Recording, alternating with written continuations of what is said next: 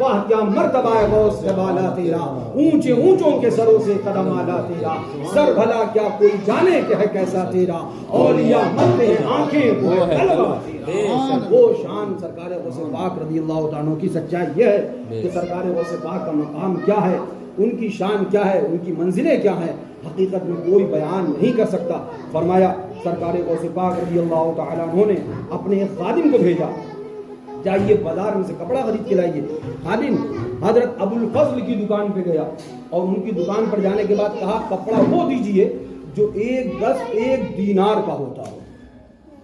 تو ابو الفضل نے پوچھا یہ کپڑا تم کس کے لیے خریدنے لائے ہو؟ 1 گز کپڑا تمہیں 1 ہاتھ کپڑا 1 دینار والا چاہیے، اتنا قیمتی کپڑا؟ تو اس نے جواب دیا یہ کپڑا شیخ عبد القادر محی الدین جیلانی نے منگایا ہے اور سے آدم بغدادی نے منگایا۔ تو ابو الفضل نے ان سے کچھ نہیں کہا، دل میں یہ سوچا کہ شیخ عبد القادر جیلانی نے بادشاہ کے لیے بھی کپڑا نہیں چھوڑا، وقت کے بادشاہ نے بھی اتنا مہنگا کپڑے کا مطالبہ نہیں کیا، اس نے بھی نہیں مانگا اتنا مہنگا کپڑا شیخ عبد القادر جیلانی پہنیں گے، اتنا مہنگا کپڑا پہنیں گے۔ اس کے دل میں یہ خیال آیا کہ شیخ عبد القادر جیلانی نے تو بادشاہ کے لیے بھی کپڑا نہیں چھوڑا، یہ اپنے آپ کو شیخ کہتے ہیں اور اتنا مہنگا کپڑا منگا رہے ہیں پہننے کے لیے۔ اتنا سوچا تھا کہ اچانک اس کے پیر میں ایک کیل چبھ گئی، سمجھ میں نہیں آیا کیل کہاں سے آئی اور کیسے چبھی۔ بہت لوگوں نے کوشش کری کہ اس کی کیل نکال لی جائے، کیل نکال لی جائے، لیکن کیل نہیں نکل پائی۔ وہ سمجھ گئے ابو الفضل کہ یہ ہو نہ ہو غوث پاک رضی اللہ عنہ کی بارگاہ کی بے ادبی کا نتیجہ ہے، فوراً کہا مجھے یہاں سے اٹھاؤ اور شیخ عبد القادر کے دربار میں لے کے چلو، اگر لے کے نہیں جاؤ گے تو میرے لیے جان کا خطرہ ہے۔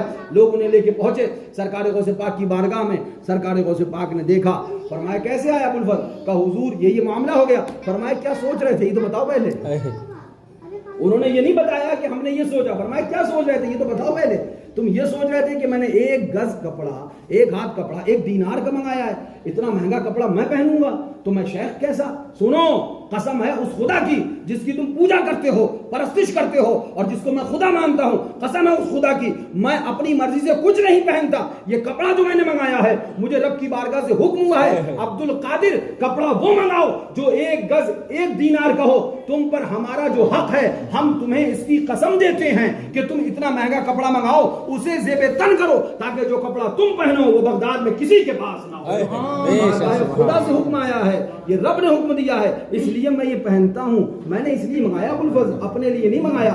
پھر فرماتے غوث پاک سنو، قسم ہے رب کی کہ رب مجھے قسم دیتا ہے تو میں کھاتا ہوں، رب مجھے قسم دیتا ہے تو میں پیتا ہوں، رب مجھے قسم دے کر پہناتا ہے، وہ کہتا ہے پہنو تو میں پہنتا ہوں، میں اپنی مرضی سے کچھ نہیں کرتا۔ پھر فرماتے سنو تم کیا سمجھتے ہو کہ میں مہنگا یہ کپڑا منگاتا ہوں پہنوں گا پھر اس کے بعد تکبر کرنے کے لیے؟ نہیں، یہ کفن میں کپڑا جتنا مہنگا پہن لوں کوئی سے قیمتی پہن میں اسے صرف اور صرف کفن سمجھتا ہوں، اور شریعت میں حکم یہ ہے کہ کفن قیمتی ہونا چاہیے۔ تو اگر میں نے کپڑا قیمتی منگایا اور اس کو کفن تصور کیا تو یہ تکبر کے لیے نہیں بلکہ کفن قیمتی ہونا چاہیے، اس لیے میں نے منگانا چاہتا ہوں۔ آپ اسے نہیں سمجھ پاؤ گے۔ شیخ ابو الفضل نے اتنی بات سنی، بارگاہ میں سر جھکایا، معافی مانگی، حضور کرم فرما دیں، معاف کر دیں، غلطی ہو گئی، دوبارہ ایسا تصور نہ ہوگا۔ سرکار غوث پاک مسکرا فرمایا اچھا پیر ادھر تو لاؤ۔ آپ نے پیر دیکھا، یوں کر کے ہاتھ پھیرا، کیل کہاں سے آئی تھی کہاں چلی گئی شیخ کو پتہ بھی نہیں چلا، اور کہنے لگے خود ابو الفضل بیان کرتے ہیں کہ کیل کہاں سے آئی تھی، درد کتنا شدید تھا میں بتا نہیں سکتا،